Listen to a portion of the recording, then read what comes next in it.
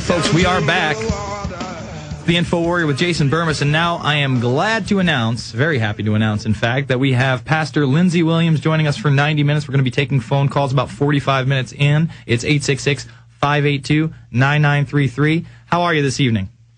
Jason, thank you for allowing me the privilege of being on your show tonight for the very first time at a time when tax receipts for the federal and state government are down by $54 billion within the past month, and the Federal Reserve had to step in and buy Treasury bills at the tune of $23.5 billion in 1 week. So I want to tell your audience tonight everything that the elite have planned for the world for the next year to a year and a half, but the amazing part is how I happen to know all of these things. Well, why don't you give people a little background that may not be familiar with you? I mean, you came on the Alex Jones show over the summer while I was subbing in and hosting, and, you know, you were telling me that oil was going to go down below $50 a barrel, and I couldn't believe it. I was challenging you on it left and right, but sure enough, you were dead on, spot on, and your information, I mean, like I told the listeners earlier, you were the first person to make me question peak oil, which is a total and complete scam. And, I mean, you have just been spot on in your analysis time and time again over the years, Lindsey. So give people a little background, and then let's get into what they have planned for us. Well, Jason, everybody thought I was crazy when I said it was going down to $50 a barrel. And I'm going to have to admit to you, I did too. I thought I was also. So let me give a brief background. You're right, so the people will understand. Many years ago, I went to Alaska as an aviation missionary. That's right. And just after arriving there, they announced that the Trans-Alaska Oil Pipeline was going to be built and that 25,000 pipeliners would converge on the state of Alaska to build it. Well, I went to the 9 major oil companies that were going to build that pipeline, and I said, don't you need a chaplain on the pipeline? They said, well, we don't know what to do with you. Well, they finally allowed me on the pipeline, and they said, we'd like to give you executive status, make life a little easier for you up here. And they said, we would like to invite you to sit in on our board meetings in an advisory capacity in order to help the relationship between management and labor. I had not the slightest idea, Jason, that for 3 years' time I was going to live with the elite of the world. I mean, the people you hear about in the World Bank, the IMF, the top oil company officials of the world, not in my church, but on their pipeline. And for 3 years' time, I had an opportunity to analyze these people across the dinner table, live in the dorms with them at Prudhoe Bay when they would come there. Well, that was many years ago. I wrote my book, Energy Non-Crisis, and a number of other books, and I have known for the past 35 years that there was a line out there, and if I ever stepped over it, they would call my hand. Well, they have twice in the past 35 years, but the last time was about 8 months ago. I had a phone call one day, and the gentleman on the other end of the line, I knew him well. I had not seen him for 25 years. I spent days and weeks with him at Prudhoe Bay. I know he knows everything that goes on behind closed doors. He knows who the elite are because he was one of them himself. He's 82 years of age now, but once you become a part of the elite, you never get away from it. And when I heard his voice on the other end of the line, he said to me, he said, Chaplain, you've gone too far. You've said too much. He said, you've got to quit. He said, if you don't, we're going to do this and this. Well, I remembered back that John F. Kennedy bucked these people and wouldn't do what they said. And little Lindsey Williams sure was not going to try it if John F. Kennedy couldn't get by with it. So I said, what do you want me to do? He said, close down your website, pull your DVD off the market. He said, you've said too much. You're going to have to revise it before you can go back up there. Well, that's neither here nor there to the listening audience, but this is where your listening audience comes in tonight, because after this gentleman and I had agreed to agree, I said, by the way, how you been doing since I saw you 25 years ago? How's your family, your wife? Where have you been living? He became very friendly. I was amazed. And over the next 45 minutes' time, this gentleman must have wanted to brag that day, because over the next 45 minutes, he told me everything that the elite of the world plan to do for the next year to a year and a half. Now, folks, please, I beg of you, I plead with you to believe me.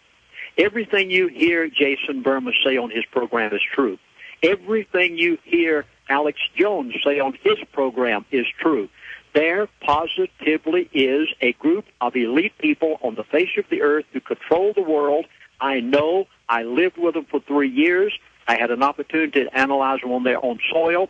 They're doing everything that you're seeing done today. And when this gentleman told me, the first thing he said was, he said, Chaplain Williams, the price of crude oil is coming down to $50 a barrel. At that time, it was $147 a barrel. The first thing that came to my mind was, what's this going to do to the world? I shuddered to think of the catastrophic events that would take place as a result of this. But I knew that if I went over radio programs and said this, everybody would think I was crazy. It couldn't happen. Everyone was predicting it was going to $200 a barrel, and instead of being $1.50 a gallon at the gas pump, it was going to go up to $7 and $8 was what everybody was saying. I remember that first radio show I did, Jason, and I said, the price of crude oil is going to $50 a barrel. They laughed at me. They said, you're crazy. I thought I was crazy, too, except I knew that the person who had told me knows everything that goes on behind the closed doors of the elite who control every bit of this. And then I stated the price of gasoline is going down to $1.50 a gallon. I said, most people are going to say, hallelujah, this is the most wonderful thing since sliced bread. I said, you can't possibly imagine, but that this is going to be one of the greatest catastrophes that ever hit the United States of America. And he went on to explain to me what they were going to do to OPEC. I said, why are you doing this? Now, understand, I was talking with one of them, an individual who called me because he was angry at things I was saying. And then he began to tell me all of this. I asked him these questions. I said, why are you taking this to $50 a barrel? And the next thing he said was more bizarre than the first. He said, we.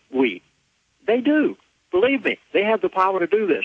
He said, we are going to bankrupt OPEC. Now, OPEC is more than just the Arabs.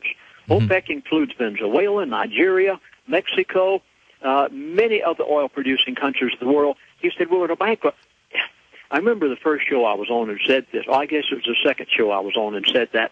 A gentleman actually called in and laughed at me who was in the stock market in New York. And he said, you're crazy. He said, you can't bankrupt the most, the wealthiest people on the face of the earth.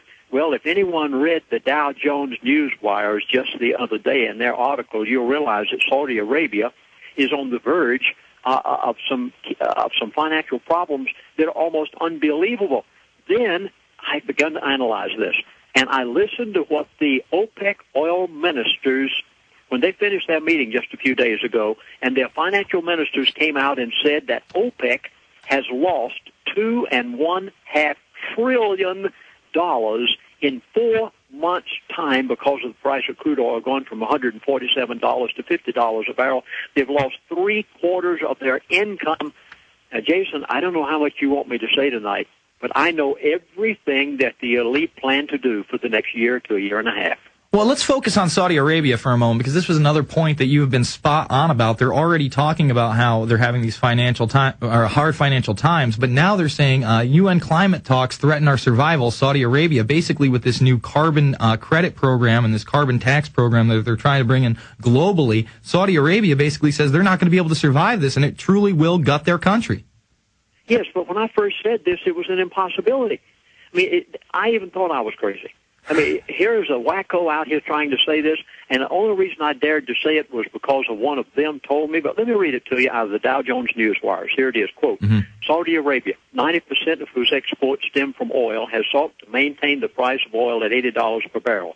They said that the kingdom has been obligated for more than $400 billion in defense, energy, security, and infrastructure projects. And it goes on to say, and I'll put it in my words, that when it goes below $80 per barrel, that because Saudi Arabia believed the elite who told them that it was going to stay to 100 to or above dollars per barrel, that they went and obligated themselves through the IMF, International Monetary Fund, for humongous amounts of money for defense, energy, security, infrastructure projects. Now they can't pay it back. It's gone below $80 a barrel, and they said that's that breaking even point.